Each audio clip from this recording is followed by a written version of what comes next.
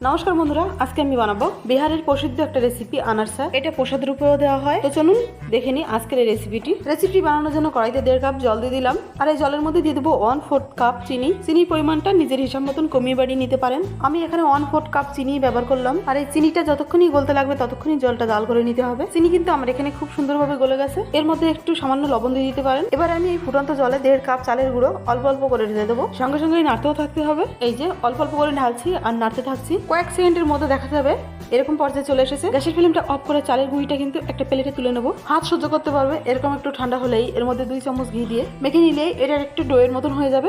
তারপরে এই ডোটাকে অল্প অল্প করে অংশ নিয়ে প্রথমে গোল করে নিতে হবে। তারপরে হালকা চাপ দিয়ে এরকম একটু চ্যাপটা করে নিতে হবে। আমি একটু সাদা তিল নিয়ে নিয়েছি।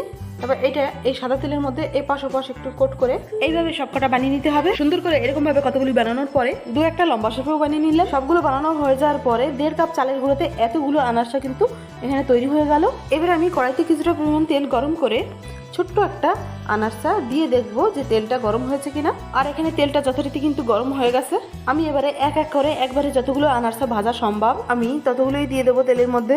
আর এরকম সুন্দর কালার আসা অবধি কিন্তু মচমচে করে ভেজে নিতে হবে। তাহলে বন্ধুরা দেখতেই পেলেন শুধুমাত্র চালের গুঁড়ি দিয়ে কি দারুণ একটা রেসিপি তৈরি হয়ে গেল। এটা কিন্তু এয়ারটাইট কন্টেনারে ভরে বিস্কুটের মতন কিছুদিন ধরে খাওয়া যাবে। তাহলে বন্ধুরা ঘরে তো চিনি থাকেই, আর শুধুমাত্র চালের গুঁড়ি দিয়ে এই রেসিপিটা অবশ্যই একদিন বানান। বাড়ির ছোট থেকে বড় সকলের খুব পছন্দ হবে। এরই সাথে আজকের ভিডিওটি এখানেই শেষ করছি। যেতে যেতে একটাই কথা বলবো, চ্যানেলটিকে সাবস্ক্রাইব করতে একদমই ভুলবেন না। খুব ভালো থাকবেন, সুস্থ থাকবেন।